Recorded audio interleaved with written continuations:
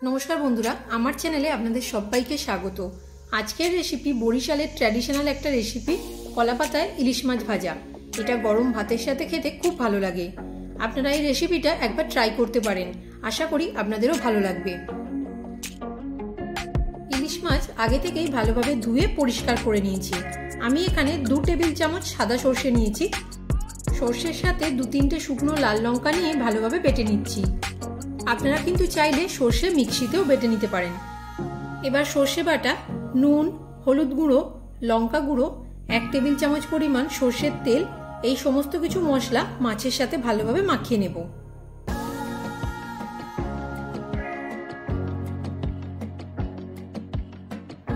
মাছের দুপিটি মশলাটা ভালোভাবে মাখিয়ে নিয়েছি।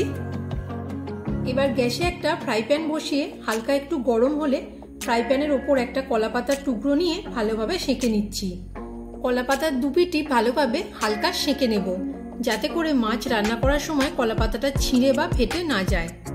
এবার কলা পাতার ওপর সরষের তেল ব্রাশ করে নিচ্ছি। এবার কলা পাতার ওপর মশলা মাখানো মাছের পিসগুলো দিয়ে দিচ্ছি।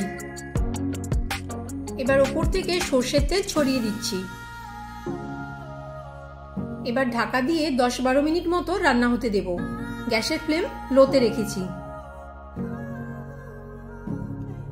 এবার মাছটা উল্টে দেব। এটা একটু সাবধানে করতে হবে।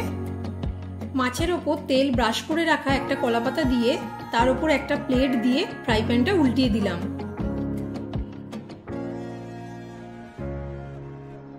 এবার ফ্রাই প্যানের ওপর আবার কলাপাতাটা দিয়ে মাছের ওপর সরষের তেল ছড়িয়ে দিলাম। মাছটা আবার ঢাকা দিয়ে 10-12 মিনিট মতো রান্না হতে দেব।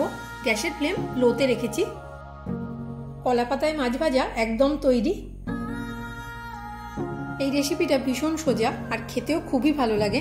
আপনারা কিন্তু এটা একবার ট্রাই করতেই পারেন। আজকের ভিডিওটি এখানেই শেষ করছি। ভিডিওটি ভালো লাগলে লাইক কমেন্ট করবেন আর চ্যানেলটি সাবস্ক্রাইব করে পাশে থাকার জন্য অনুরোধ রইল।